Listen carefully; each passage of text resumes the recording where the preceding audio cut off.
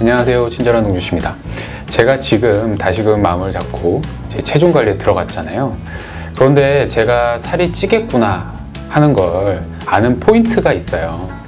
제가 콜라를 먹고 있는 모습을 이제 나타나게 되면 그때는 살을 찐다 라고 생각하게 돼요. 뭐 몇 달이 될진 모르죠. 하지만 안심하고 하루에 한 잔, 두 잔 마시다 보면 어느 순간 옆구리가 툭 튀어나와 있는 내 모습을 보게 되죠. 그 달달하고 톡 쏘는 콜라의 환상적인 맛에 익숙해지다 보면 이건 정말 끊을 수가 없어요. 건강하게 바꿔보려고 탄산수로 바꿔보려고 해도 뭐 이거는 톡 쏘기만 하지 콜라에 중독된 저를 충족시키기에는 부족하죠. 이 콜라를 대체하는 음료는 뭐가 있을까 찾아보다 보면 이름부터 살이 빠질 것 같은 음료가 있어요. 바로 제로 콜라입니다. 그러면 여기서 궁금증이 생기게 되죠. 제로 콜라 정말로 이런 살을 뺄까? 혹은 다이어트에 효과가 있을까? 이 주제에 대해서는 정말 논란이 많은 주제예요. 제로 콜라에 대해서 부정적인 내용들을 다룬 영상들은 싫어요랑 이런 게 너무 많은 거예요. 저도 어쩌죠? 저는 이 주제에 대해서 좀 바꿔서 생각해 봐야 될 것 같아요. 다이어트에 효과가 있을까? 살이 찔까? 라는 주제보다는 유해하냐, 무해하냐로 바꿔서 생각해 봐야 될 것 같아요. 제가 이렇게 논란이 많은 주제를 가져온 이유는 일단 1차적으로는 저도 궁금해서예요. 여기에서 논란이 되는 물질은 바로 인공 감미료, 아스파탐, 스크랄로스, 스테비아, 사카린과 같은 설탕의 수백 배의 단맛을 내지만 칼로리는 거의 없는 물질이죠.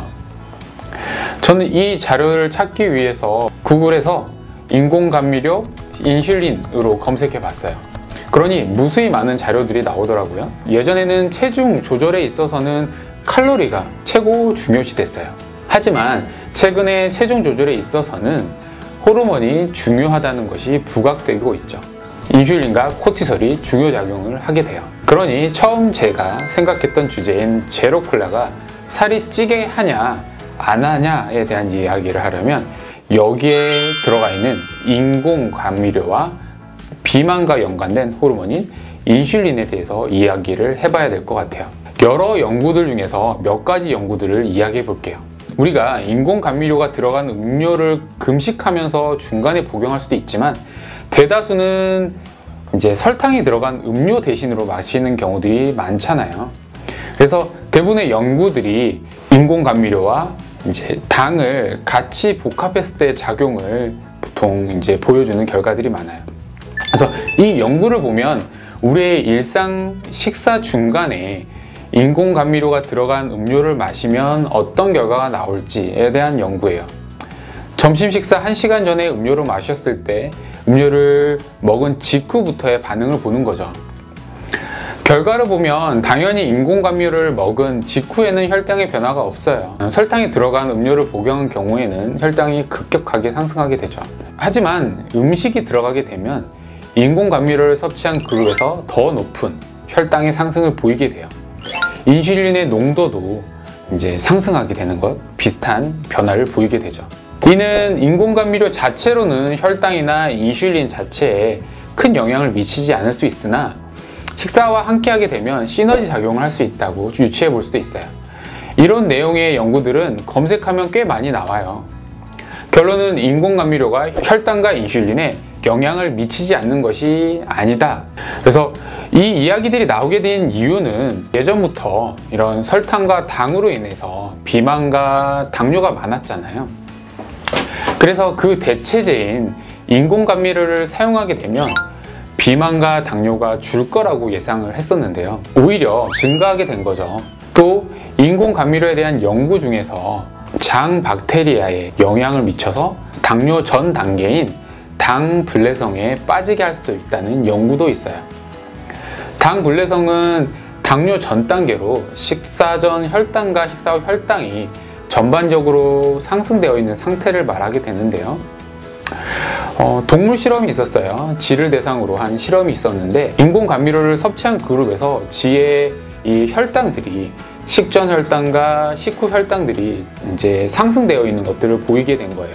그래서 장 불내성을 보였고, 이 장내 박테리아를 조절하기 위해서 항생제를 복용하였더니 이게 장 불내성이 좀 어느 정도 조절되었다 하는 내용이었어요.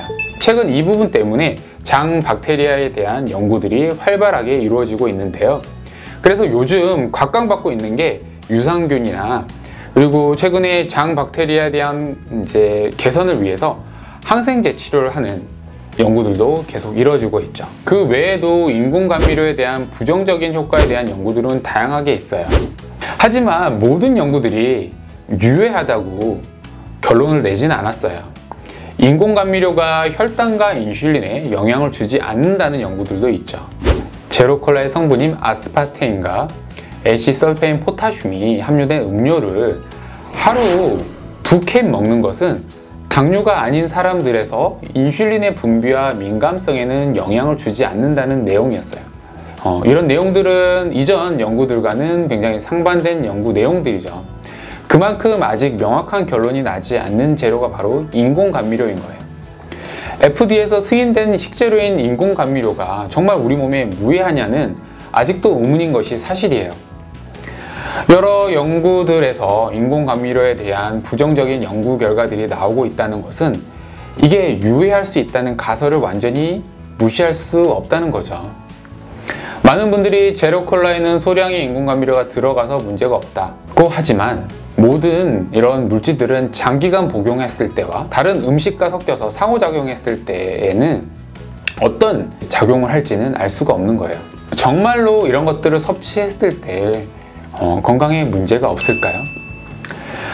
많은 분들은 이렇게 말씀하세요. 운동하고 이제 저 다이어트 하는 동안에는 제로콜라를 먹었는데 저는 충분히 다이어트를 했어요. 그렇기 때문에 문제가 없어요 라고 하시는 분들도 계세요. 그리고 이런 연구들에는 여러 가지 이런 바이어스라는 편견들이 들어갈 수 있는 부분도 있어요. 그래서 단순히 그런 부분들만 보고 성급하게 일반화하는 것은 문제가 있을 거라는 생각이 들어요.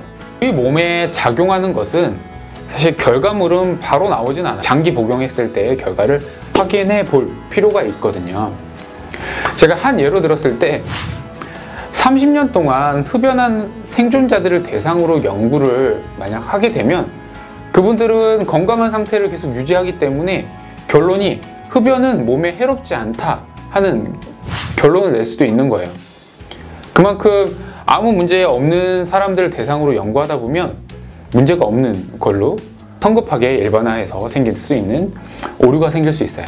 그래서 여기서부터는 제 생각이에요. 기본적으로 우리 몸은 항산성을 유지하려고 해요. 그리고 자기 방어 능력이 강하죠.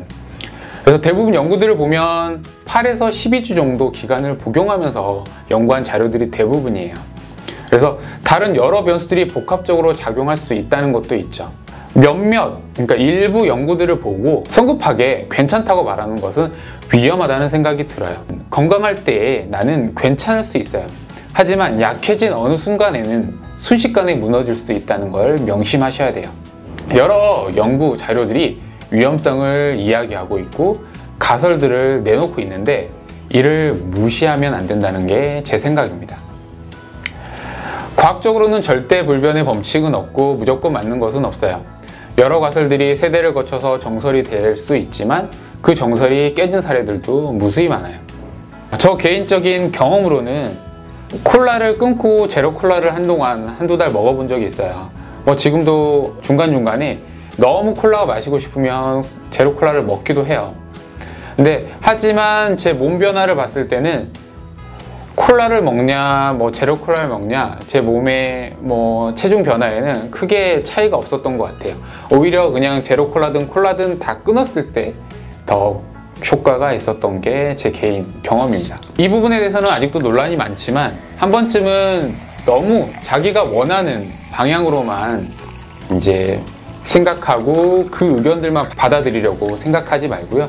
여러 의견들이 있다 그러면 그 반대편 의견도 한번 생각해 볼 수 있는 아량을 가졌으면 좋겠습니다. 네, 지금까지 친절한 동기수였습니다.